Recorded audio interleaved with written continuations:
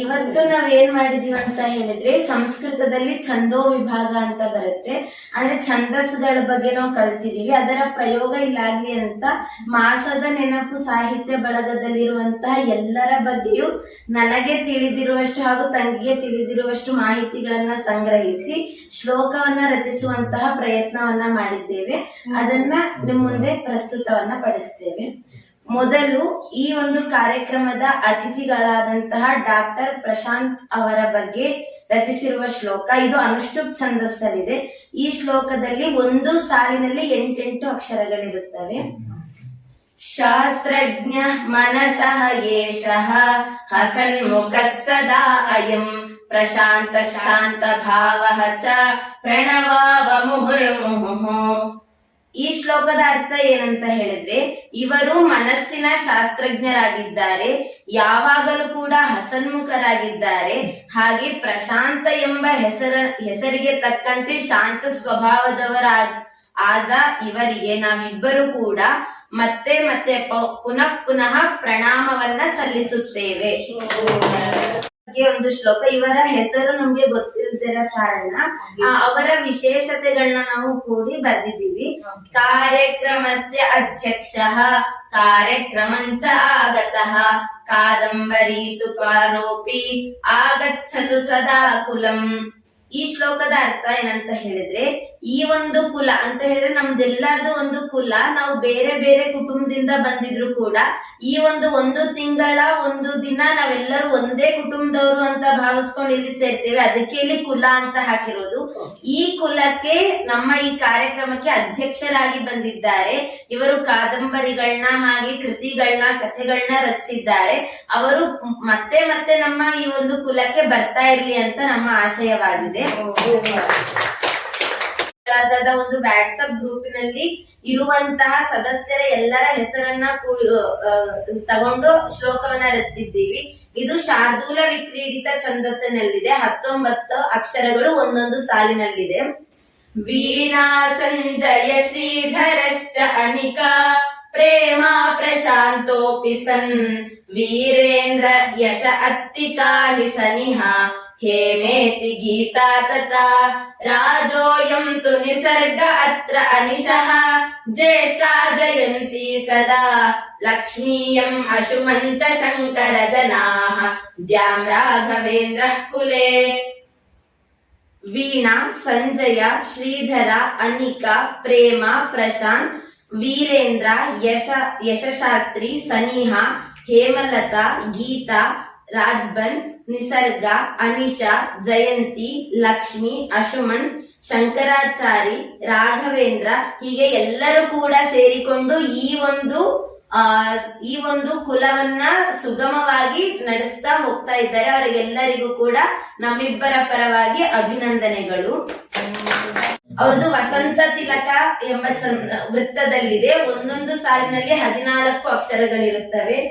ಕಾದಂಬರೀತ್ಯತ್ರ ಸದಾ ಸುಕುಲೆ ಚ ಕ್ಷೇತ್ರೆ ಖ್ಯಾತಾ ಚ ಗೀಸು ಅಬಲಾ ಮನುಜಾ ಬಣಂತಿ ಮಂದಾಮಹೇ ಚ ಜನನಿ ಸದಾ ತಾಂ ವಯಂ ಜ್ಯಾಂ ನಿತ್ಯಂ ಸುರಾ ಇತಿ ಸುಭಾವನಯಾ ವಯಂ ಹಿ. ಇವರು ಈ ಕ್ಷೇತ್ರದಲ್ಲಿ ಕಾದಂಬರಿ ಶಾರದೆ ಎಂದೇ ಪ್ರಸಿದ್ಧಿಯನ್ನ ಪಡೆದಿದ್ದಾರೆ.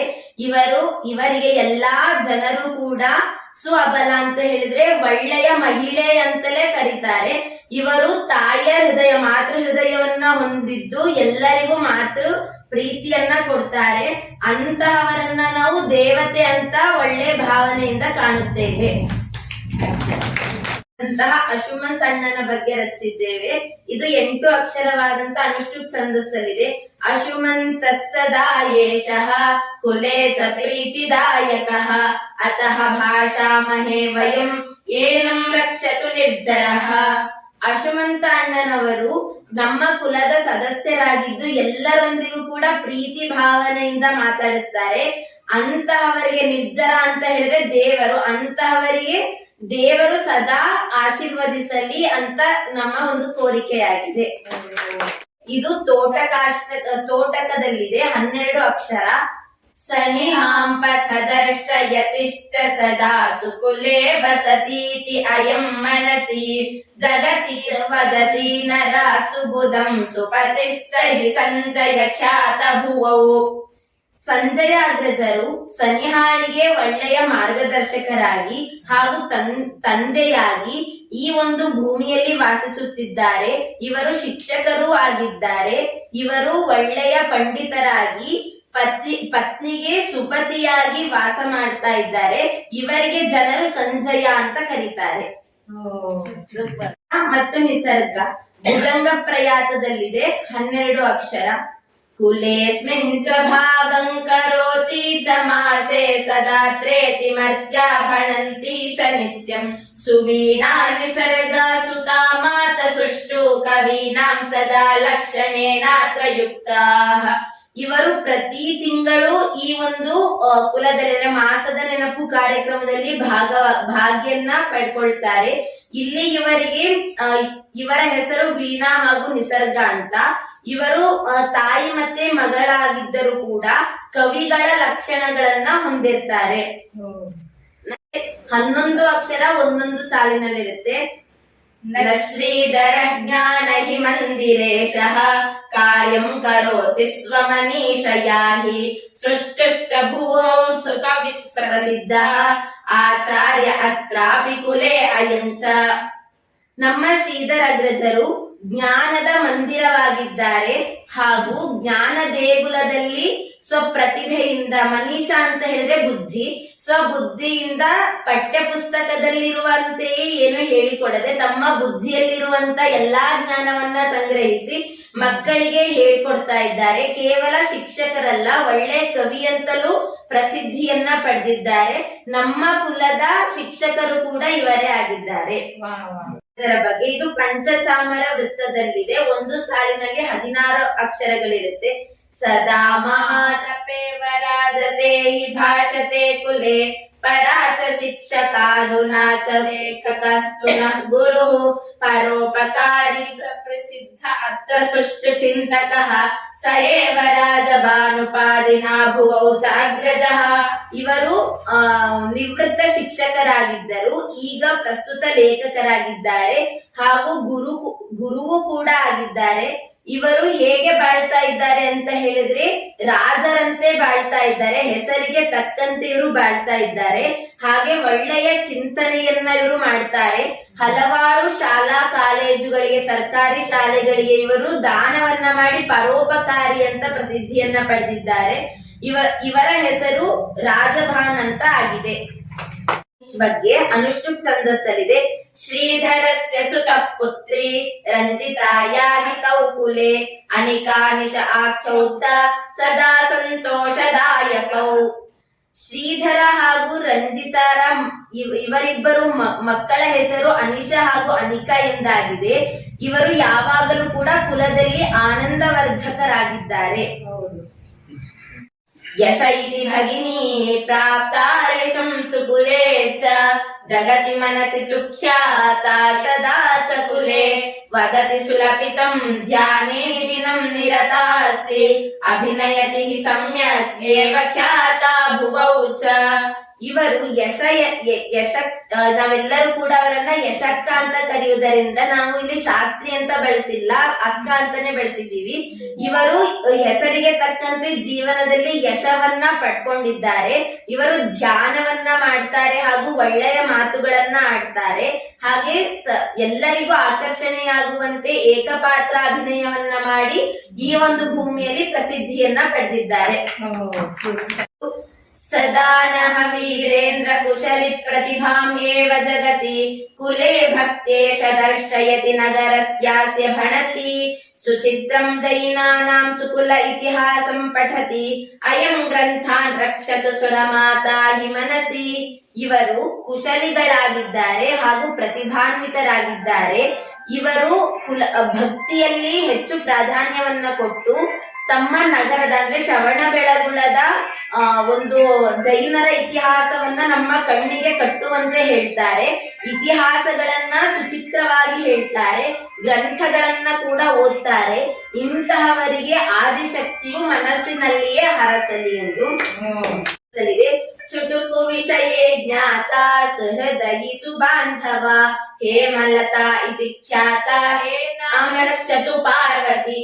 ಚುಟುಕು ವಿಷಯದಲ್ಲೇ ಖ್ಯಾತರಾಗಿದ್ದಾರೆ, ಹಾಗೆ ಇವರು ಸುಹೃದಯರಾಗಿದ್ದಾರೆ, ಒಳ್ಳೆಯ ಬಾಂಧವರು ಕೂಡ ಆಗಿದ್ದಾರೆ. ಇವರಿಗೆ ಹೇಮಲತಾ ಎಂದು ಹೆಸರು. ಇವರಿಗೆ ಪಾರ್ವತಿ ದೇವಿಯು ರಕ್ಷಿಸಲಿ. 8 ಅಕ್ಷರಗಳು. ಸುದಂಪತ್ಯವತ್ರೌ ತೌ ಚ ಪದ್ವಯಂ ಶಾಂತಮಾ ಅಥ ಅನಯೋ ಜೀವನಂ ಸೌಖ್ಯಂ ತನ್ವಂತು ಕುಲದೇವತಾಃ. ಇಲ್ಲಿ ಪ್ರಶಾಂತ್ ಅಂತ ಪ್ರೇಮ ಅಂತ ತಗೊಂಡ್ರೆ ಇಲ್ಲಿ ಛಂದಸ್ಸಿಗೆ ಭಂಗ ಆಗುತ್ತೆ ಅಂತ. ಪ್ರದ್ವಯಂ ಅಂತ ತಗೊಂಡಿದ್ರೆ ಪ್ರಕಾರದಿಂದ ಇಬ್ಬರ ಅಕ್ಷರ ಶಾಂತ ಮತ್ತು ಮಾ ಅಂತ ಆಗಿದೆ. ಇವರು ಒಳ್ಳೆಯ ದಂಪತಿಗಳಾಗಿದ್ದಾರೆ ಹಾಗೂ ಒಳ್ಳೆಯ ತಂದೆ ತಾಯಿಯರಾಗಿದ್ದಾರೆ. ಪ್ರಕಾರದಿಂದ ಆರಂಭ ಆಗೋ ಇವರು ಶಾಂತ ಹಾಗೂ ಮಾತೆ ಸ್ವರೂಪರಾಗಿದ್ದಾರೆ. ಇಬ್ಬರ ಜೀವನ ಕೂಡ ಸುಖದಿಂದ ಕೂಡಿದ್ದು ಕುಲದೇವತೆಗಳು ಯಾವಾಗಲೂ ಕೂಡ ಆಶೀರ್ವದಿಸಲಿ. ಇದು ಸ್ರಗ್ಧರಾದಲ್ಲಿದೆ. 21 ಅಕ್ಷರಗಳು. ವಿಶ್ವಾಸಾರ್ಹ ಚ ಯೇಷ ಜಯ ಹಿ ವಿಜಯ ಲಕ್ಷ್ಮೀವ ಪುತ್ರಿಶ್ಚ ಸಂತಿ ಪೌತ್ರ ಪಂಚಕುಲೆ ನೈತಿಕ ಗುಣ ಸಹಿತಂ ಬೋಧಿಕಾ ಜೀವನೇನಃ ದೇವಾನಾಂ ಸುಷ್ಟು ಗೀತಾ ಸುಗಣತಿ ತುದಿನೇ ಕ್ರಿಯತೆ ಅತ್ರ ಕಾರ್ಯಂ ತಾಮ್ರಾಂ ಹಿ ಸರ್ವದಾ ರಕ್ಷತು ಅತಾನಯ ಸುಂದರಿ ದೇವದುರ್ಗಾ. ಇವರು ವಿಶ್ವಾಸ ಪೂರ್ಣರಾಗಿದ್ದಾರೆ, ಹಾಗೆಯೇ ಇವರ ಹೆಸರು ಜಯ ಎಂದು ವಿಜಯ ಎಂದು. ಇವರಿಗೆ ಜಯ ಮತ್ತು ಲಕ್ಷ್ಮಿಯ ರೀತಿಯಾಗಿ 3 ಪುತ್ರಿಯರಿದ್ದಾರೆ. ಇವರಿಗೆ 5 ಮೊಮ್ಮಕ್ಕಳಿದ್ದಾರೆ. 5 ಮೊಮ್ಮಕ್ಕಳಿಗೂ ಹಾಗೂ 3 ಪುತ್ರಿಯರಿಗೂ ಕೂಡ ನೈತಿಕ ಗುಣಗಳ ಸಹಿತವಾಗಿ ಶಿಕ್ಷಕಿಯಾಗಿದ್ದಾರೆ. ಇವರು ಪ್ರತಿದಿನವೂ ಕೂಡ ದೇವರ ಹಾಡುಗಳನ್ನ ಹಾಡ್ತಾ ಇರ್ತಾರೆ. 1 ನಿಮಿಷವೂ ಕುತ್ಕೊಳ್ದೇನೆ ಕಾರ್ಯಗಳನ್ನ ಮಾಡ್ತಾ ಇರ್ತಾರೆ. ಅಂತಹ ಇವರಿಗೆ ದುರ್ಗೆ ಮತ್ತು ಬ್ರಾಹ್ಮಿ ಅಂದ್ರೆ ಸರಸ್ವತಿ ಯಾವಾಗಲೂ ಕೂಡ ರಕ್ಷಿಸಲಿ. ನೂತನೌ ಲಕ್ಷ್ಮೀ ಸ್ವಾಗತಂ ಚ ಪ್ರಜಾಸ್ಮಹೇ ಆಗಂಚಂತು ಸದಾ ಏತೌ ಧನ್ಯವಾದ ಮುಹುರ್ಮುಹುಃ. ಈ ಕುಲಕ್ಕೆ ಹೊಸ ಅತಿಥಿಗಳಾಗಿ ಬಂದಿರೋರು ಗಿರೀಶ ಹಾಗೂ ಲಕ್ಷ್ಮಿ ಎಂದು. ಇವರಿಗೆ ಸ್ವಾಗತವನ್ನ ನಮ್ಮ ಕುಲದ ಪರವಾಗಿ ಕೋರುತ್ತಿದ್ದೇವೆ. ಇವರು ಪ್ರತಿ ಮಾಸಕ್ಕೂ ಬರ್ತಾ ಇರಿ ಹಾಗೂ ಬಂದಿದ್ದಕ್ಕಾಗಿ ಧನ್ಯವಾದಗಳು. ತಸ್ಯಾಸ್ಯ ಅಧ್ಯಕ್ಷ ಅಗ್ರಜಂ ಅಯಂ ನಾಗೇಂದ್ರಂ ಸ್ವಾಗತಂ ಹಿ ಧನ್ಯವಾದಾನ್ ಪ್ರಚಾಸ್ಮಹೇ. ಅಖಿಲ ಭಾರತದ ಅಧ್ಯಕ್ಷರಾಗಿದ್ದಾರೆ.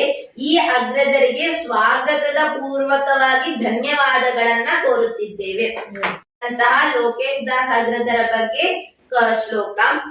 ಲೋಕೇಶ ದಾಸಸ್ತು ಅದ್ಯಾಪಿ ಸ್ಥಳಂ ಕುಲೆ ಸದಾ ದದ್ದಿನೇ ತಸ್ಮಾತ್ ಏನಂ ಭಣಾಮಹೈ ಕೃತಜ್ಞತಾನ್ ಪ್ರಚಾಸ್ಮಹೇ. ಇವರು ಇಂದಿನ ಸ್ಥಳಾವಕಾಶವನ್ನ ಮಾಡಿಕೊಟ್ಟಿದ್ದಾರೆ. ಅದಕ್ಕೋಸ್ಕರ ಈ ಒಂದು ಕಾರ್ಯಕ್ರಮ ಸುಸಂಪನ್ನವಾಗಿ ನಡೆದಿದೆ. ಸಂಸ್ಕೃತದಲ್ಲಿ ಒಂದು ಶ್ಲೋಕ ಇದೆ, ಕರ್ತಾ ಕಾರಯಿತಾ ಚೈವ ಪ್ರೇರಕಶ್ಚಾನುಮೋದಕಃ ಸುಕೃತೆ ದುಷ್ಕೃತೆ ಚೈವ ಚತ್ವಾರೋ ಸಮಭಾಗಿನಃ ಎಂದು. ಈ ಶ್ಲೋಕದ ಅರ್ಥ ಏನಂತಾರೆ, ಒಳ್ಳೆ ಕೆಲ್ಸ ಆಗ್ಲಿ ಕೆಟ್ಟ ಕೆಲ್ಸ ಆಗ್ಲಿ ಯಾವುದೇ ಕೆಲ್ಸ ಆದ್ರೂ 4 ಜನ ಸಮವಾದಂತಹ ಫಲವನ್ನ ಹೊಂದುತ್ತಾರೆ.